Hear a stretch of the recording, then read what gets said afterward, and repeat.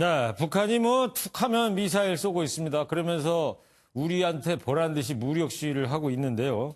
그 속내가 참 어렵습니다. 정치부 주진희 기자와 이거 뉴스 추적하도록 하겠습니다. 자, 주진희 기자. 미사일 쏠 때마다 말이죠. 남조선 당국자 문재인 대통령을 이제 지칭할 텐데 문 대통령에 대해서 이제 비난을 하는데 우리 정부 입장에서는 일단은 좀 참고 있는 듯한 분위기가 보입니다. 네, 그렇습니다. 우리 정부는 일단 좀 지켜보자는 분위기입니다. 네. 사실 이번 달만 들어서 미사일을 4번 쐈고 남측 혹은 문재인 대통령을 비난하는 담화문도 4번이나 발표했습니다. 아, 이달 들어 4번이나 쏜 겁니까? 네, 그렇습니다. 특히 어제 발표한 북한 측 담화문을 보면 문재인 대통령을 사실상 겨냥해서 비난하기도 했습니다. 예.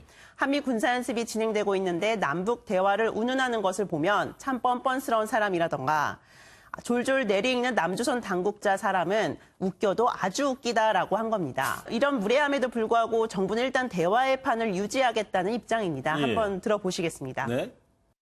불만스러운 점이 있다 하더라도 대화의 판을 깨거나 장벽을 쳐 대화를 어렵게 하는 일은 결코 바람직하지 않습니다. 북한 담화문 발표 이후 통일부 관계자가 기자들을 만나서 입장을 밝혔는데 예. 일일비하지 않고 의연하게 대화 재개를 위해 노력하겠다고 밝히기도 했습니다. 네. 일각에서는 이제 비난이 거세지 않습니까? 예를 들어서 문재인 대통령이 야당 대표 시절 그때 북한 막말에 대해서 선을 넘지 말라 이렇게 경고를 했던 것으로 기억이 나는데요. 네, 그렇습니다. 정확히 4년 전에 SNS에 올린 글인데 당시 네. SNS 글을 제가 한번 가져와 봤습니다. 한번 보시면요. 예. 남북 관계가 좋을 때도 있고 나쁠 때도 있지만 선을 넘어서는 안 된다. 그러네요. 선을 넘어서는 안 된다. 네, 그렇습니다. 그리고 남북 대화를 깨지 않는 조심스러운 태도가 필요하다. 이렇게 적혀 있습니다. 예. 앞뒤 맥락을 보면요. 북측 최고 지도자를 존중하길 바란다면 그쪽도 우리 지도자를 존중하라며 북한에 대해서 충고를 하고 있는 글이지. 그렇죠. 당시 대북 막말 비난을 받았던 박근혜 대통령에 대해서 대북 태도를 바꿔라라는 비난은 아닌 겁니다. 그러네요. 네, 물론 야당에서는 비난이 거센데 그 이유 한번 들어보시겠습니다. 예. 겁먹은 개라는 등 능멸하고 있는 상황에서도 애써 무시하는 태도는 국민들의 자존심은 상처받고 있고 군의 사기는 떨어지고 있다는 것을 남북 대화를 위한 신중한 자세도 좋지만 북한의 이런 도발이나 막말 비난에 대해선 단호하게 대응해달라는 대목으로 정부도 참고할 필요가 좀 있어 보입니다. 네. 좋습니다. 근데 도대체 북한이 왜 이러는지 모르겠어요. 문재인 정부가 남북 대화를 위해서 이제 일단 신중한 자세를 보이고 있다면 북한이 그 의미를 모르진 않을 것 같은데 말이죠.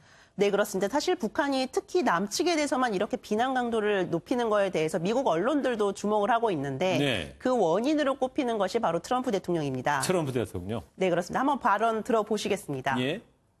They haven't done nuclear testing. They really haven't tested missiles other than, smaller ones, which is something that lots test. 미국 뉴욕타임스는 미사일 발사를 이렇게 의미 축소한 것이 결국 북한에게 도발의 재량권을 줬다고 지적하고 있습니다. 네, 뭐 오냐 해주니까 저렇게 나오는 거 아니냐 이제 그런 지적이군요. 예, 뉴욕타임스. 그렇습니다. 사실 이런 태도가 통미봉남, 즉 미국만 통하고 남측하는 대화하지 않으려는 북한의 태도를 부추겼다는 비판인 겁니다. 네.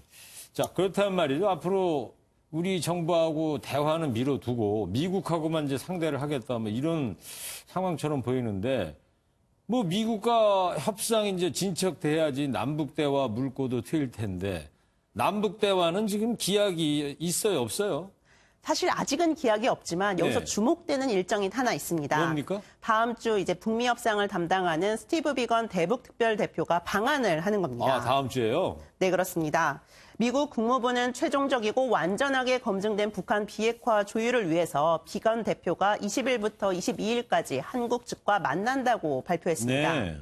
마침 20일은 한미훈련이 끝나는 날인데요. 이 훈련이 끝나고 북미 대화를 하자고 김정은 위원장이 트럼프 대통령에 친서를 보냈는데 그랬죠. 그 일정과 딱 떨어지는 겁니다. 그렇군요. 아무래도 판문점에서 북미가 만나서 실무 협상에 들어갈 가능성이 높아 보이는 대목입니다. 예. 북한의 대남 불만의 이유가 사실상 하노이 회담 결렬 때 남측이 어떤 역할도 못했다는 건데 북미가 이렇게 협상을 재개한다면 남측만이 할 수 있는 역할이 있을 거고 그 역할을 통해서 남북 대화 재개로 이끌어갈 수 있지 않을까 기대는 가능해 보입니다. 네.